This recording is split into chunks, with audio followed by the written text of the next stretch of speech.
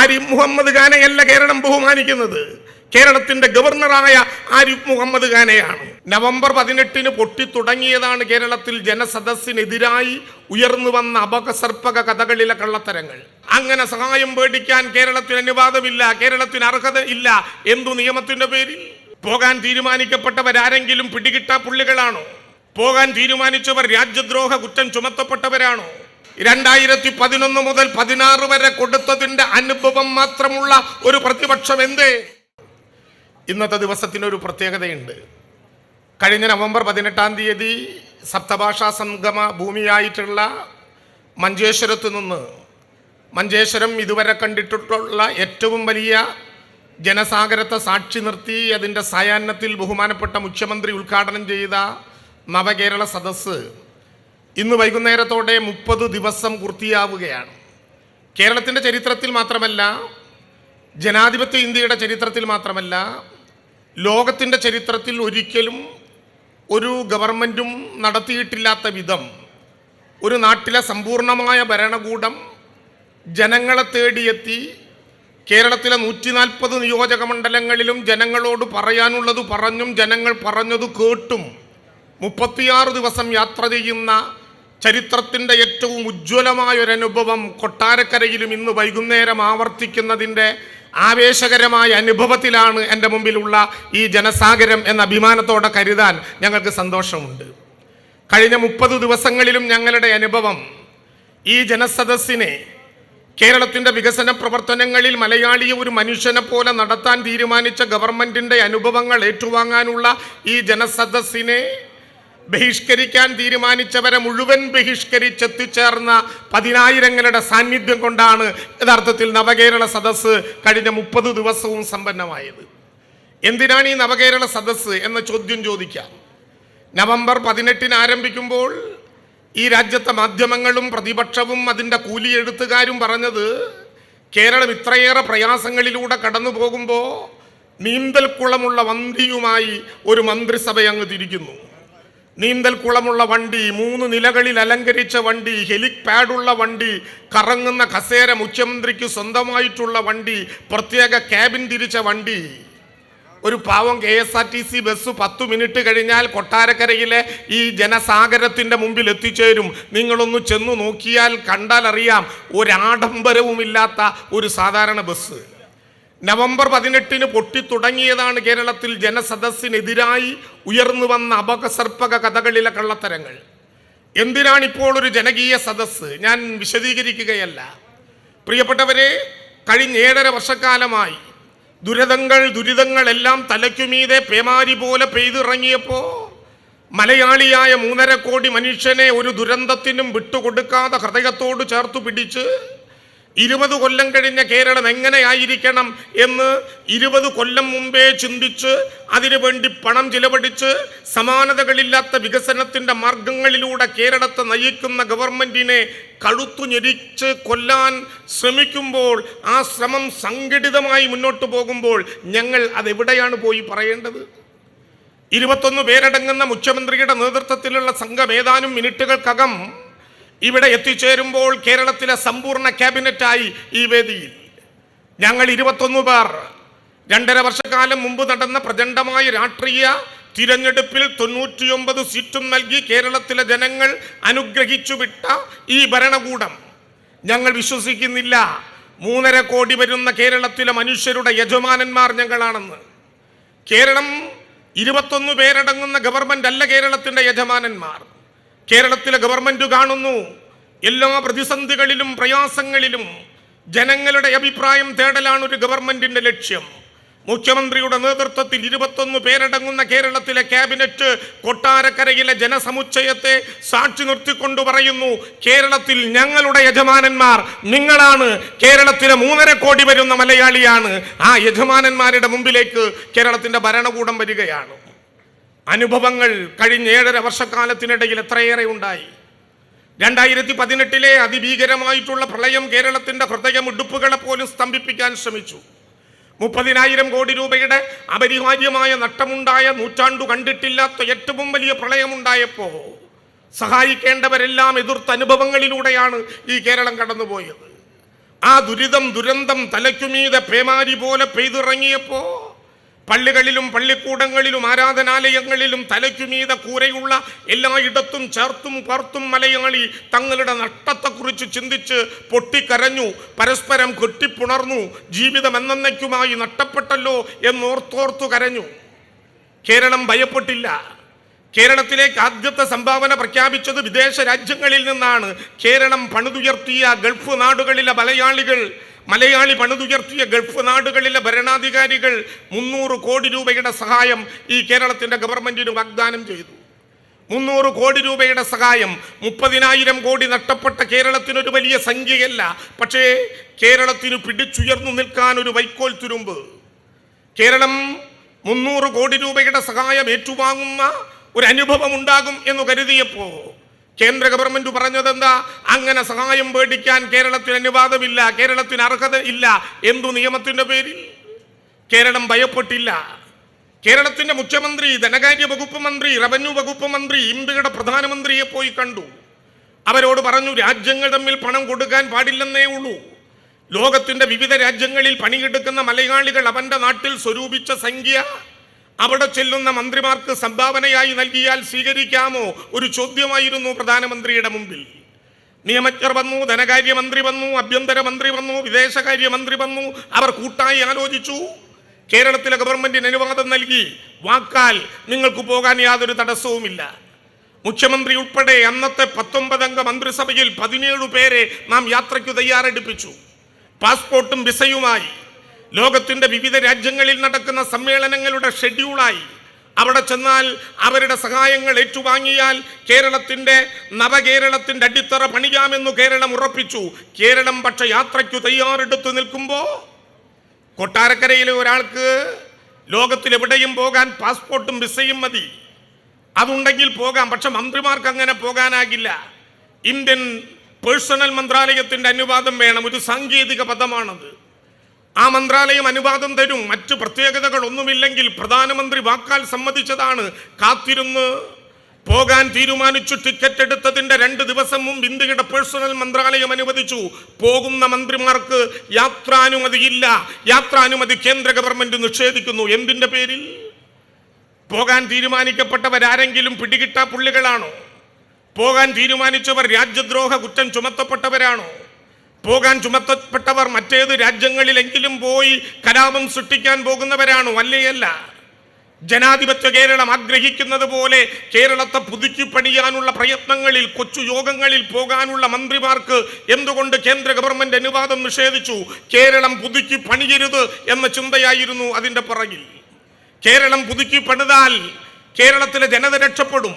കേരളത്തിലെ ജനങ്ങൾ രക്ഷപ്പെടാനുള്ള പ്രവർത്തനത്തിനെതിരെ ഈ രാജ്യത്തെ ഗവൺമെന്റ് ശത്രുതാപരമായ രാഷ്ട്രീയം ഉയർത്തി കേരളത്തിലെ ജനങ്ങളോട്, ഗവൺമെന്റിനോട് പെരുമാറുമ്പോൾ അങ്ങനെ ചെയ്ത നടപടി ശരിയല്ലെന്ന് പറയാനോ പൊട്ടിക്കരയാനോ KPCCയുടെ ആഫീസിൽ ഒരു സർവ്വമത പ്രാർത്ഥന നടത്താനോ കേരളത്തിൽ പ്രതിപക്ഷമുണ്ടായില്ല. കേരളത്തിലെ പ്രതിപക്ഷം പറഞ്ഞു, കേരളം തകർന്നാലും കേരളത്തെ ഭരിക്കുന്ന ഇടതുപക്ഷ ജനാധിപത്യ മുന്നണി ഗവൺമെന്റ് തകരലാണ് ഞങ്ങളുടെ ലക്ഷ്യം.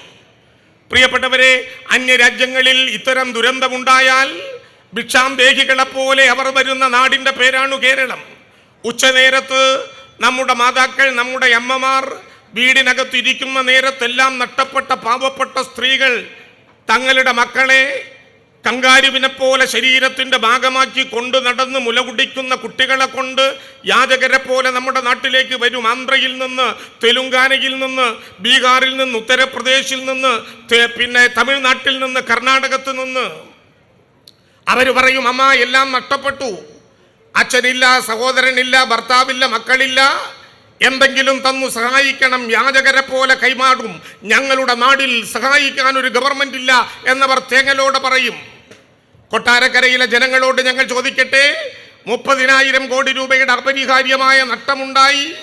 കേരളത്തിനു കിട്ടാനുള്ളതെല്ലാം നിഷേധിച്ച് കേരളത്തിലെ ദുരിതാശ്വാസ നിധിയിലേക്ക് പണം കൊടുക്കരുതെന്ന് പ്രഖ്യാപിച്ച് ഈ രാജ്യത്ത് കേന്ദ്രം ഭരിക്കുന്ന കക്ഷിയും കേരളത്തിലെ പ്രതിപക്ഷവും സംഘടിതമായി ആക്രമിച്ചിട്ടും 30,000 കോടി രൂപയുടെ അപരിഹാര്യമായ നഷ്ടമുണ്ടായി. കേരളത്തിലെ 3.5 കോടി മലയാളിയെ അയൽ സംസ്ഥാനത്തേക്ക് പിച്ചതണ്ടാൻ വിടാതെ സംരക്ഷിച്ച ഗവൺമെന്റിന് ഇന്ത്യയിൽ ഒരു പേരേയുള്ളൂ, അത് ഇടതുപക്ഷ ജനാധിപത്യ മുന്നണി ഗവൺമെന്റ് എന്നല്ലേ ഈ കേരളത്തിൽ. പണം ചെലവഴിക്കും കേരളത്തിന്. അതിഭീകരമായ കോവിഡ് ഉണ്ടായി. ലോകത്തിലെ 64 ലക്ഷം പേരെ മരണത്തിന്റെ വഴികളിലേക്ക് തള്ളിവിട്ട് അതിഭീകരമായ കോവിഡ് ലോകത്തുണ്ടായി. ലോകത്ത് എല്ലായിടത്തും ഒരുപോലെ കോവിഡിന്റെ മുമ്പിൽ ഭയവിഹ്വലരായി നിന്നപ്പോ കൊച്ചു കേരളം അങ്ങനെ പകയോടെ നോക്കി നിന്നില്ല, ഭീതിയോടെ നിന്നില്ല. ഈ കൊച്ചു കേരളം പ്രഖ്യാപിച്ചു, ലോകത്തിന്റെ മുമ്പിൽ ഏറ്റവും ശ്രദ്ധേയമായ ആരോഗ്യരംഗത്തെ പ്രവർത്തനങ്ങൾ നടത്തുന്ന നാടിന്റെ പേരായി കേരളം മാറും.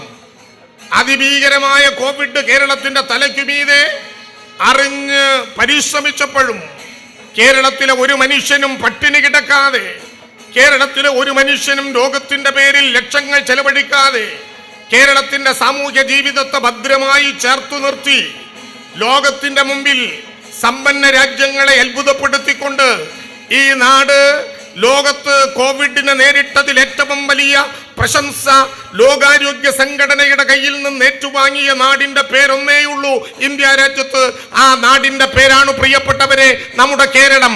ആ കേരളത്തെയാണ് ഈ ഗവൺമെന്റ് ആക്രമിക്കാൻ ശ്രമിക്കുന്നത്. സാമൂഹിക ക്ഷേമ പെൻഷനുകളുടെ കഥ ബഹുമാനപ്പെട്ട വാസവൻ മിനിസ്റ്റർ ഇവിടെ സൂചിപ്പിച്ചു. 34 ലക്ഷം പേർക്ക് 600 രൂപ, അവസാനത്തെ 18 മാസക്കാലം കൊടുക്കാതെ 600 രൂപ, കേവലം 9,011 കോടി രൂപ 2011 മുതൽ 16 വരെ കൊടുത്തതിന്റെ അനുഭവം മാത്രമുള്ള ഒരു പ്രതിപക്ഷം എന്തേ? കേരളത്തിലെ സാമൂഹിക ക്ഷേമ പെൻഷനെ കുറിച്ച് ഇവിടെ പറയുന്നു. കേരളത്തിലെ സാമൂഹിക ക്ഷേമ പെൻഷൻ കൊടുക്കാനുള്ള നിങ്ങൾ എന്തിനീ ആഡംബര യാത്ര നടത്തുന്നു എന്നതാണല്ലോ ചോദ്യം. ആ ചോദ്യത്തിന് കണക്കുകൾ വെച്ചു തന്നെ ധനകാര്യ വകുപ്പ് മന്ത്രിയുടെ മണ്ഡലത്തിൽ നിന്ന് മറുപടി പറയുന്നതിൽ ഞങ്ങൾക്ക് ഒരു കുലുക്കവുമില്ല. കേരളത്തിൽ 2011 മുതൽ 16 വരെ ഭരിച്ച ഗവൺമെന്റ് കേവലം 9,011 കോടി 34 ലക്ഷം പേർക്ക് കൊടുത്തതെങ്കിൽ ഇടതുപക്ഷ ജനാധിപത്യ മുന്നണിയുടെ ഗവൺമെന്റ് കേരളത്തിൽ അധികാരത്തിൽ വന്നപ്പോ ആദ്യത്തെ ഇടതുപക്ഷ ജനാധിപത്യ മുന്നണി ഗവൺമെന്റിന്റെ 2016 മുതൽ 2021 വരെ 5 വർഷക്കാലം കേരളത്തിൽ ചെലവഴിച്ച സാമൂഹിക ക്ഷേമ പെൻഷന്റെ സംഖ്യ 35,184 കോടി രൂപയാണ്. നിങ്ങൾ തകർത്ത കേരളം, കേരളത്തിലെ 2016 തിരഞ്ഞെടുപ്പ് നടക്കുന്നതിന് മുമ്പുള്ള കേരളത്തിന്റെ സാമൂഹിക അവബോധം നിങ്ങളുടെ മനസ്സിലുണ്ടോ? 18 മാസക്കാലം സാമൂഹിക ക്ഷേമ പെൻഷൻ വഴിക്കണ്ണുമായി കാത്തിരുന്നു കിട്ടാതെ കിട്ടുന്ന സാമൂഹിക പെൻഷൻ കുട്ടിവെച്ചു പേരക്കുട്ടിക്കൊരു ഉടുപ്പെങ്കിലും മേടിച്ചു കൊടുക്കണമെന്ന സ്വപ്നം മനസ്സിൽ നീറി പിടിച്ച് അത് കിട്ടാതെ ശവപ്പറമ്പുകളിലേക്ക് പോകേണ്ടി വന്ന 10,000-കണക്കിന് അമ്മമാരുടെ കനലടങ്ങാത്ത ചിതകളിൽ നിന്നുകൊണ്ടാണ് 2016 ഇടതുപക്ഷ ജനാധിപത്യ മുന്നണിയുടെ ഗവൺമെന്റ് കേരളത്തിൽ അധികാരത്തിൽ വരുന്നത്. അതുകൊണ്ട് ആ ഗവൺമെന്റ് പറഞ്ഞു, ഞങ്ങൾ അധികാരത്തിന്റെ അഹങ്കാരത്തിലേക്കല്ല പോകുന്നത്. ഈ രാജ്യത്തെ 60 വയസ്സു തികഞ്ഞ 34 ലക്ഷം അന്ന് നിങ്ങൾ കൊടുത്തിരുന്നവർക്ക് 18 മാസക്കാലത്തെ പണം കൊടുത്തില്ല, കുടിശ്ശികയാക്കി നിങ്ങൾ വെച്ചു. ഞങ്ങൾ നിങ്ങളാണ് കുറ്റവാളികളെന്ന് വിരൽ ചൂണ്ടി പറഞ്ഞു രക്ഷപ്പെടാനല്ല ശ്രമിക്കുന്നത്. കുറ്റവാളികൾ നിങ്ങളാണ്, പക്ഷേ നിങ്ങൾ കുറ്റവാളികളാണെന്ന് പ്രചരിപ്പിക്കാനല്ല ഞങ്ങൾ ശ്രമിക്കുന്നത്. നിങ്ങൾ 18 മാസക്കാലത്തെ കുടിശ്ശിക കൊടുക്കാത്ത ആ മുഴുവൻ പേർക്കും 18 മാസക്കാലത്തെ കുടിശ്ശികയും അധികാരത്തിൽ വന്ന ആദ്യത്തെ 3 മാസത്തിനുള്ളിൽ ഇടതുപക്ഷ ജനാധിപത്യ മുന്നണിയുടെ ഗവൺമെന്റ് കൊടുത്തു. 600 700 ആക്കി, 700 1000 ആക്കി, 1000-ൽ നിന്ന് 1100-ലേക്ക്, 200-ലേക്ക്, 300-ലേക്ക്, 400-ലേക്ക്, 500-ലേക്ക് 1600 രൂപ 64 ലക്ഷം കുടുംബങ്ങളിൽ വഴി തെറ്റാതെ മുറ തെറ്റാതെ എല്ലാ ദുരന്തകാലത്തും വിതരണം ചെയ്യുന്ന ഗവൺമെന്റിന് ഇന്ത്യയിൽ ഒരു പേരേയുള്ളൂ പ്രിയപ്പെട്ടവരെ. ആ പേരാണ് ഇടതുപക്ഷ ജനാധിപത്യ മുന്നണി ഗവൺമെന്റ്. ഒന്നാം തവണ കൊടുത്തത് 35,184 കോടി രൂപ. നിങ്ങളുടെ പ്രിയപ്പെട്ട ധനകാര്യ വകുപ്പ് മന്ത്രി, നിങ്ങളുടെ MLA ശ്രീ KN ബാലഗോപാൽ ഉൾപ്പെടെയുള്ള ഈ രണ്ടാം ഗവൺമെന്റ് 2.5 വർഷക്കാലത്തിനുള്ളിൽ കൊടുത്തത് 22,449 കോടി 44 ലക്ഷം രൂപ. 2 കൂടി കൂട്ടിയാൽ 57,603 കോടി രൂപ. കേരളത്തിലെ ഏതെങ്കിലും 3 നില വലിപ്പമുള്ള ബാങ്കിന്റെ തൊട്ടുതലയിൽ വെച്ചു കൊടുക്കലല്ല. കേരളത്തിലെ 64 ലക്ഷം കുടുംബങ്ങളിലെത്തി കേരളത്തിലെ സഹകരണ വകുപ്പിന്റെ ജീവനക്കാർ കൃത്യതയോടുകൂടി വിതരണം ചെയ്ത ഈ കേരളത്തിന്റെ മണ്ണിൽ കുടിശ്ശികയെ കുറിച്ചാണല്ലോ നിങ്ങൾ പറഞ്ഞത്. ബഹുമാനപ്പെട്ട മന്ത്രി ഇവിടെ വെച്ചു പ്രഖ്യാപിക്കുകയുണ്ടായി. ഡിസംബർ മാസം 64 ലക്ഷം കുടുംബങ്ങളിലും 1600 രൂപ എന്ന പെൻഷൻ ഞങ്ങൾ എത്തിക്കും. ഒരു മാസക്കാലത്തെ പെൻഷൻ കേരളത്തിൽ വിതരണം ചെയ്യാൻ വരുന്ന ചെലവെത്രയാ? 960 കോടി രൂപയാണ്. വലിയ ദുരിതകാലം. ഞങ്ങളുടെ ചോദ്യം, കേരളത്തിലെ സാമൂഹിക പെൻഷൻ കൊടുക്കാത്തതിനെ കുറിച്ച് വിലപിക്കുന്ന കോൺഗ്രസ് പ്രതിപക്ഷമേ, നിങ്ങൾ എന്തുകൊണ്ടാണ് ആ തുക വിതരണം ചെയ്യാൻ അവസരം തരാതെ കേരളത്തിന് 57,603 കോടി രൂപ ഈ ഗവൺമെന്റിന്റെ കാലത്തു മാത്രം വിഹിതം കൊടുക്കാത്ത കേന്ദ്ര ഗവൺമെന്റിനെതിരെ ഒരക്ഷരം ഉരിയാടാൻ കേരളത്തിൽ തയ്യാറാകുന്നില്ല. അപമാനകരമായ ഇരട്ടത്താപ്പ്. ഞങ്ങൾ ഈ കേരളത്തിലെ ജനങ്ങളോട് പറയുന്നത് എന്താ? ഇവിടെ ഭരണപക്ഷ പ്രതിപക്ഷമില്ല. നവകേരള സദസ്സിന്റെ മുമ്പിൽ ഇവിടെ ബഹുമാനപ്പെട്ട ധനകാര്യ വകുപ്പ് മന്ത്രി ശ്രീ KN ബാലഗോപാൽ ഈ യോഗത്തിന്റെ അധ്യക്ഷനായിരിക്കുന്നത്.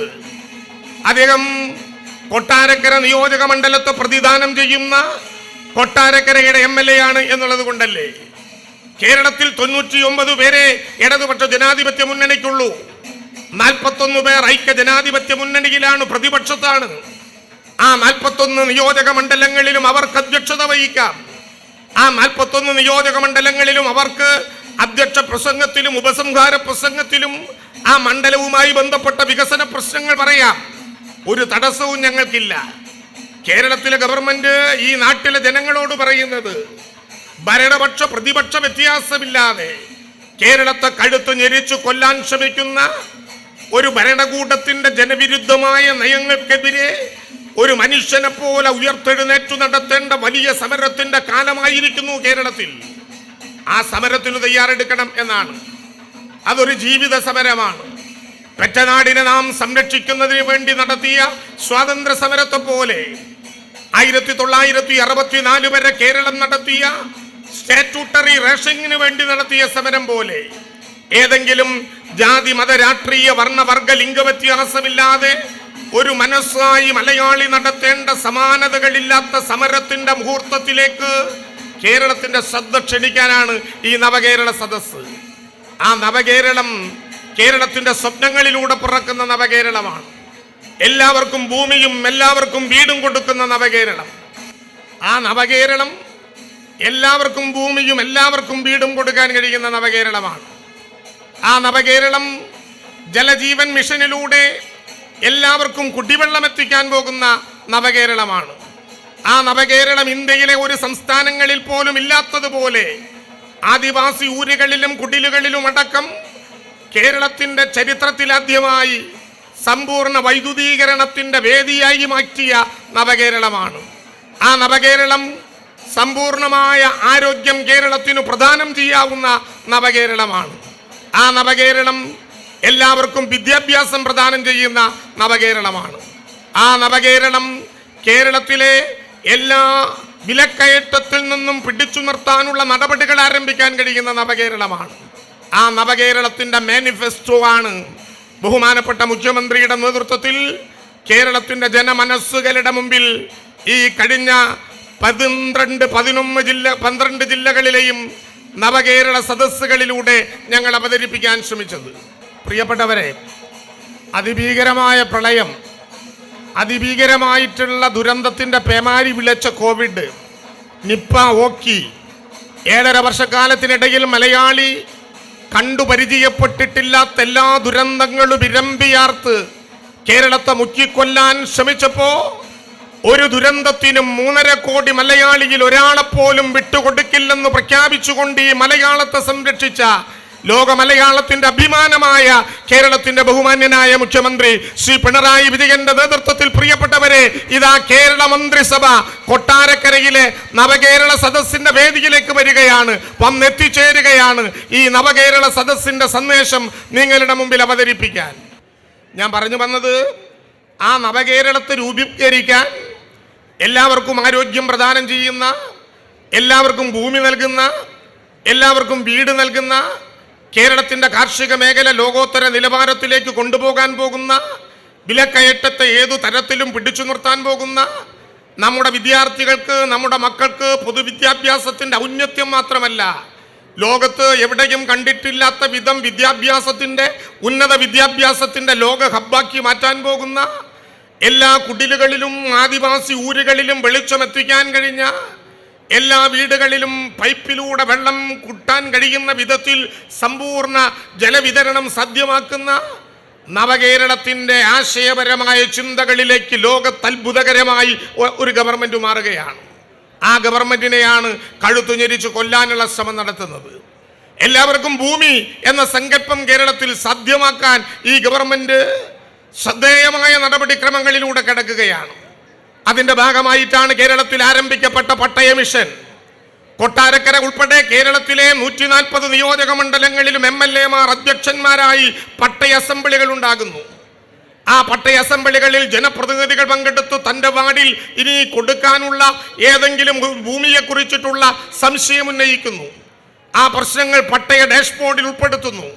താലൂക്ക് തല ദൗത്യ സംഘവും ജില്ലാതല ദൗത്യ സംഘവും സംസ്ഥാനതല ദൗത്യ സംഘവും ആ പ്രശ്നങ്ങൾ പരിഹരിച്ച് നിയമപരമായ കുരുക്കിലും മാറ്റത്തിലും പെടേണ്ട പ്രശ്നമാണെങ്കിൽ അതുൾപ്പെടെ പരിഹരിച്ച് ഈ ഗവൺമെന്റ് അധികാരത്തിൽ നിന്ന് പോകുന്നതിന് മുമ്പ് കേവലം കൈവശക്കാർക്ക് മാത്രമല്ല, 957 ഗവൺമെന്റ് സ്വപ്നം കണ്ട ഭൂരഹിതനായ ഒരു മനുഷ്യനുമില്ലാത്ത കേരളം ഈ കേരളത്തിൽ സൃഷ്ടിക്കാൻ വേണ്ടിയിട്ടുള്ള പട്ടയ മിഷൻ കേരളത്തിൽ സാധ്യമാവുകയാണ്.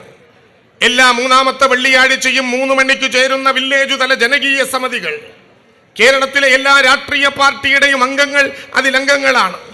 അവർ ഏതെങ്കിലും ഒരു പ്രദേശത്ത് പട്ടയ പ്രശ്നങ്ങൾ ഉന്നയിച്ചാൽ അതും പട്ടയത്തിൻ്റെ ഡാഷ്ബോർഡിൽ ഉണ്ടാകും. പട്ടയ മിഷൻ ഇന്ത്യയിൽ തന്നെ അത്ഭുതകരമായ മാറ്റമുണ്ടാക്കുന്ന വഴികളിലേക്ക് പോയിരിക്കുന്നു. 967 ആരംഭിച്ചതാണ് കേരളത്തിലെ ഡിജിറ്റൽ റീസർവേ നടപടികൾ.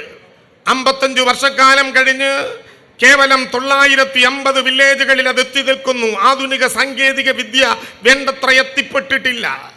996 ടോട്ടൽ സ്റ്റേഷൻ വന്നു. ടോട്ടൽ സ്റ്റേഷൻ 2022 വരെ അളന്നത് കേവലം 82,000 ഹെക്ടർ ഭൂമിയാണ്. കഴിഞ്ഞ നവംബർ 1 തിരുവനന്തപുരത്തെ ടാഗോർ സെന്റിനറി ഹാളിൽ വെച്ച് ആ ഹാളിൻ്റെ അളവെടുത്ത് കേരളത്തിൻ്റെ മുഖ്യമന്ത്രി റഗ്ഡ് ടാബിലൂടെ എടുത്തളവിൽ ആരംഭിച്ച ഡിജിറ്റൽ റീസർവേ കേവലം 10 മാസം അതിൻ്റെ ഉത്തരവാദിത്വപ്പെട്ട ഉപകരണങ്ങളുമായി 10 മാസം ഈ കേരളത്തിൽ പിന്നിട്ടപ്പോ, പ്രിയപ്പെട്ടവരെ, അഭിമാനപൂർവ്വം ഈ ഗവൺമെന്റ് പറയട്ടെ, കേവലം 10 മാസക്കാലം കൊണ്ട് 1,77,000 ഹെക്ടർ ഭൂമി കേരളത്തിൽ അളന്നു തിട്ടപ്പെടുത്തി. റവന്യൂ വകുപ്പിന്റെ മന്ത്രി എന്ന ഉത്തരവാദിത്വ ബോധത്തോടെ പറയുന്നു, ഈ ഗവൺമെന്റ് അധികാരത്തിൽ നിന്നിറങ്ങുന്നതിന് മുമ്പ് കേരളം സമ്പൂർണമായ ഡിജിറ്റൽ സർവേക്ക് വിധേയമാകും. 854,48,00,000 റീബിൽഡ് കേരള ഇനീഷ്യേറ്റീവിൽ നിന്ന് അതിനെ അവതരിപ്പിക്കാൻ കഴിഞ്ഞു. വർഷങ്ങളായുള്ള പ്രശ്നമായിരുന്നു കൊല്ലം ജില്ലയിലെ പുനലൂരിലെ പേപ്പർ മിൽ. എത്രയോ വർഷങ്ങൾ നീണ്ട പ്രശ്നം. പുനലൂരിലെ മുഴുവൻ പേപ്പർ മില്ലിലെ കൈവശക്കാർക്കും ഭൂമി കൊടുത്തത് ബഹുമാനപ്പെട്ട മുഖ്യമന്ത്രി നേരിട്ട് പുനലൂരിൽ എത്തിച്ചേർന്നാണ്. കൊട്ടാരക്കര താലൂക്കിലെ ചിതറ കണ്ണങ്കോട് മിച്ചഭൂമി കോളനിയിലെ 168 കുടുംബങ്ങൾക്ക് പട്ടയം നൽകണമെന്ന ദീർഘകാലത്തെ ആവശ്യം നടന്നു വരികയാണ്. ഞാൻ ബഹുമാനപ്പെട്ട മുഖ്യമന്ത്രിയെ സാക്ഷി നിർത്തി പറയട്ടെ, പത്തനാപുരം പുനലൂർ താലൂക്കുകളിൽ ഉൾപ്പെടുന്ന വനഭൂമി പട്ടയം 1/1/1977 മുമ്പ് അത് കൈവശം വെച്ച 4,552 പേരുടെ സർവേ പൂർത്തിയാക്കി കേന്ദ്ര ഗവൺമെന്റിന്റെ പരിവേഷ് പോർട്ടലിൽ ഇതിനകം അപ്ലോഡ് ചെയ്തിരിക്കുന്നു.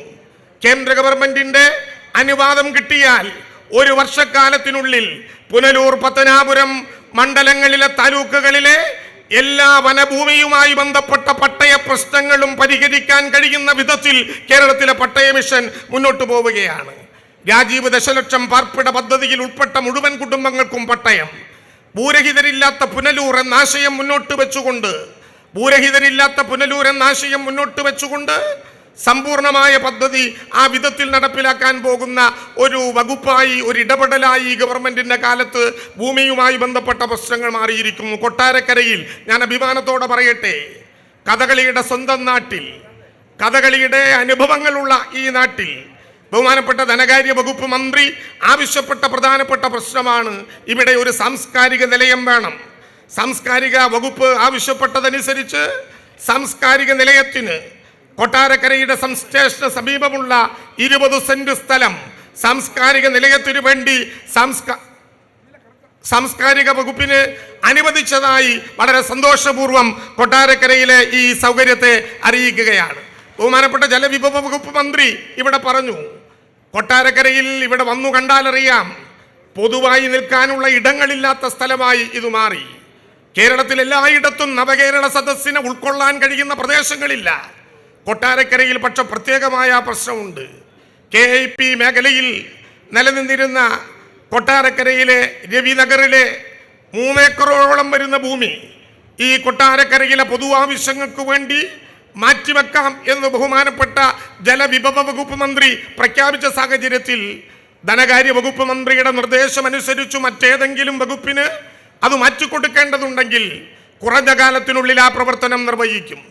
നേരത്തെ മുതലുണ്ടായിരുന്ന പ്രശ്നമാണ് കൊട്ടാരക്കരയിലെ ജയിൽ മാറ്റി സ്ഥാപിക്കാനുള്ള സ്ഥലം വേണം. കൊട്ടാരക്കരയിൽ ജയിൽ മാറ്റി സ്ഥാപിക്കാനുള്ള സ്ഥലം അടിയന്തിരമായി കണ്ടെത്താൻ കൊട്ടാരക്കരയിലെ റവന്യൂ വകുപ്പിന് ഇതിനകം ഉത്തരവ് കൊടുത്തിട്ടുണ്ട്. 2024 അത് സാധ്യമാക്കാൻ കഴിയും എന്ന് ഞങ്ങൾ പ്രതീക്ഷിക്കുന്നു. കൊട്ടാരക്കരയിലെ റെയിൽവേ സ്റ്റേഷന് സമീപം നമ്മുടെ നാട്ടിലെ ലൈഫ് പദ്ധതികൾക്ക് ആവശ്യമായിട്ടുള്ള മെറ്റീരിയൽ ഏറ്റവും കുറഞ്ഞ സബ്സിഡിയോടെ കൊടുക്കാൻ കഴിയുന്ന സംസ്ഥാന നിർമ്മിതി കേന്ദ്രത്തിന്റെ കലവറ ആരംഭിക്കാൻ വേണ്ടി പോവുകയാണ്. അതിനാവശ്യമായ സ്ഥലം റവന്യൂ വകുപ്പ് ലീസിന് കൊടുക്കാനുള്ള നടപടികൾ ആരംഭിച്ചു. കൊട്ടാരക്കര കേരളം കണ്ടിട്ടില്ലാത്ത വികസന പ്രവർത്തനങ്ങളിലേക്കാണ് നടക്കുന്നത്. ബഹുമാനപ്പെട്ട മിനിസ്റ്റർ ഇവിടെ നേരത്തെ സൂചിപ്പിച്ചതുപോലെ ഞങ്ങളോട് പലതും ബാലഗോപാല മിനിസ്റ്റർ പറയാറില്ല.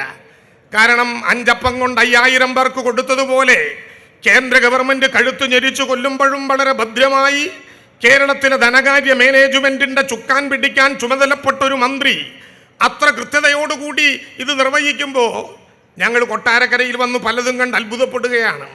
ഇന്ന് രാവിലത്തെ പ്രഭാത ഭക്ഷണ യോഗങ്ങളിൽ പറഞ്ഞതുപോലെ 2.5 കിലോമീറ്റർ നീളത്തിൽ 2 മേൽപ്പാലങ്ങളുമായി കൊട്ടാരക്കരയിലെ ബൈപ്പാസ് പ്രിയപ്പെട്ടവരെ പിണറായി വിജയൻ സർക്കാരിന്റെ കാലത്ത് യാഥാർത്ഥ്യമാവുകയാണ്. കിഫ്ബിയുടെ സഹായത്തോടെ നടപ്പിലാക്കപ്പെടുന്ന പദ്ധതികളിൽ 130 കോടി രൂപ മുടക്കി സ്ഥലമേറ്റെടുക്കൽ നടപടികൾ മുന്നോട്ട് പോവുകയാണ്. 6 മാസക്കാലത്തിനുള്ളിൽ ഈ സ്ഥലമേറ്റെടുക്കൽ നടപടികൾ പൂർത്തിയാക്കാൻ കഴിയും എന്ന് ഞങ്ങൾ പ്രതീക്ഷിക്കുന്നു. ലോകത്തിൽ ഏറ്റവും വലിയ IT കമ്പനികളിലൊന്നായ സോഹോ കോർപ്പറേഷൻ അവരുടെ ഇന്ത്യയിലെ 2ാമത്തെ റെസിഡൻഷ്യൽ ക്യാമ്പസ് ആരംഭിക്കുന്നത് ഈ കൊട്ടാരക്കരയിലാണ് എന്നുള്ളതൊരു പുതിയ അനുഭവമാണ്. ആഗോള അക്കൗണ്ടിംഗ് കമ്പനിയായ GR8 അഫിനിറ്റി കൊട്ടാരക്കരയിലെ കുളക്കട അസാപ് ലീപ് സെന്ററിൽ എംപാനൽഡ് ഏജൻസി എന്ന കോഴ്സ് നടത്തുകയും 25 വിദ്യാർത്ഥികൾക്ക് പ്രതിവർഷം 5 ലക്ഷം രൂപ ശമ്പളമായി ലഭിക്കുന്ന വിധത്തിലുള്ള തൊഴിൽ നടപടികൾ നടക്കുകയും ചെയ്യുകയാണ്. കൊട്ടാരക്കര KSRTC ഡെപ്പോയിലെ കാലപ്പഴക്കം സംഭവിച്ച കെട്ടിടങ്ങൾ പൊളിച്ച് നവീനമായ ഡിപ്പോ നിർമ്മിക്കുന്നതിനുള്ള അനുമതി ലഭിച്ചതും സന്തോഷപൂർവ്വം ഈ ഘട്ടത്തിൽ പറയുകയാണ്. ഞാൻ അവസാനിപ്പിക്കുന്നു.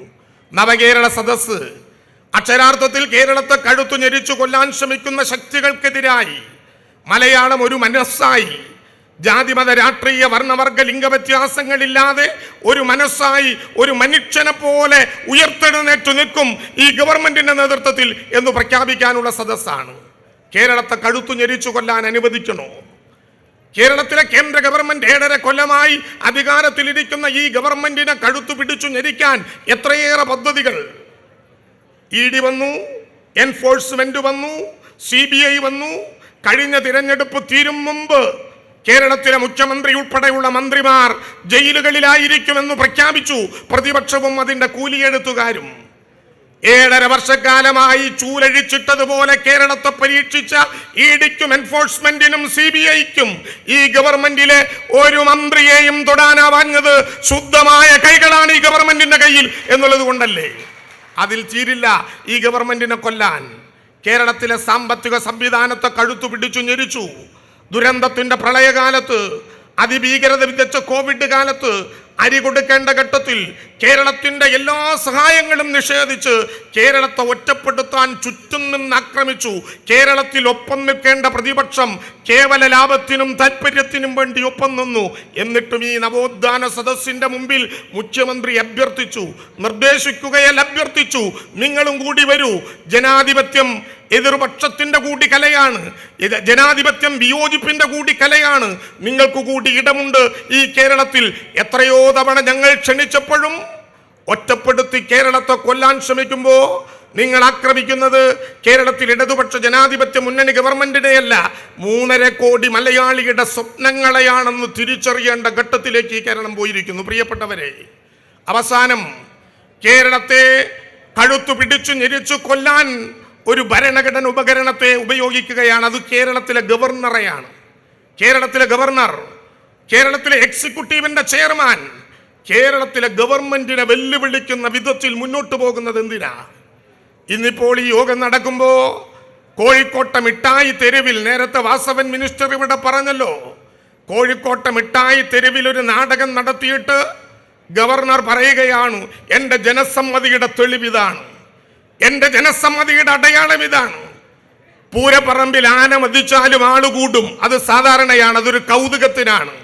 ആ കൂടുന്ന ആനയുടെ കൂട്ടത്തിൽ ഇതെല്ലാം ആനയ്ക്ക് കിട്ടുന്ന പിൻബലമാണെന്ന് ആരെങ്കിലും കരുതുന്നുണ്ടെങ്കിൽ അവരുടെ സ്ഥാനം വിഡ്ഢികളുടെ സ്വർഗത്തിലായിരിക്കുമെന്ന് ജനാധിപത്യ കേരളം പ്രഖ്യാപിക്കാൻ പോകുന്ന അനുഭവം കേരളത്തെ വെല്ലുവിളിക്കുകയാണ്.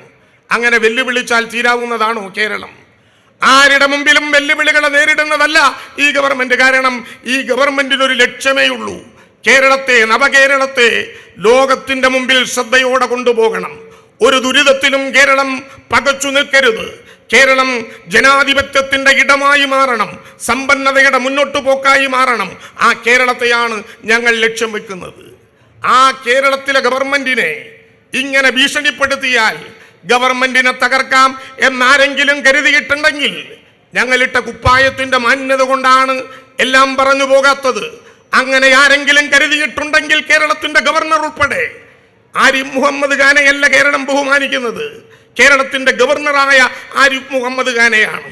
അങ്ങനെ ഏതെങ്കിലും വിധത്തിലുള്ള പ്രചരണങ്ങൾ നടത്തി അധികാരം ഉപയോഗിച്ച് കേരളത്തെ തൊടാം എന്നാണ് കരുതുന്നതെങ്കിൽ കേരളത്തിന്റെ പാരമ്പര്യത്തെക്കുറിച്ച് ബന്ധപ്പെട്ടവരറിയണം. ഇതിനേക്കാൾ സ്വേച്ഛാധിപതിയായിരുന്ന സർ CP-യുടെ മൂക്കു മുറിച്ചു നാടുകടത്തിയ നാടിന്റെ പേരാണ് ഈ കേരളം എന്ന ചരിത്രം കേരളം അഭിമാനത്തോടെ ഓർത്തിരിക്കുന്നുണ്ട്. പ്രിയപ്പെട്ടവരെ, ജനാധിപത്യത്തെ സംരക്ഷിക്കാൻ, അവകാശങ്ങളെ സംരക്ഷിക്കാൻ, കേരളത്തിൻ്റെ ഏറ്റവും പ്രധാനപ്പെട്ട നവകേരള സങ്കല്പങ്ങളെ സംരക്ഷിക്കാൻ ഞങ്ങളും നിങ്ങളുമില്ല. നാം കേരളീയ ജനത ഒരു മനുഷ്യനെ പോലെ ഉയർത്തെഴുന്നേറ്റ് അവകാശ സമ്പാദനത്തിന്റെ പാതയിൽ അവസാന നിമിഷം വരെ ഒരു മനസ്സായി നിൽക്കുമെന്ന സന്ദേശം പകർന്ന് ഇവിടെ എത്തിച്ചേർന്ന 10,000-ങ്ങളെ ഈ ഗവൺമെന്റിന് വേണ്ടി അഭിവാദ്യം ചെയ്തുകൊണ്ട് ഞാൻ അവസാനിപ്പിക്കുന്നു. അഭിവാദ്യങ്ങൾ.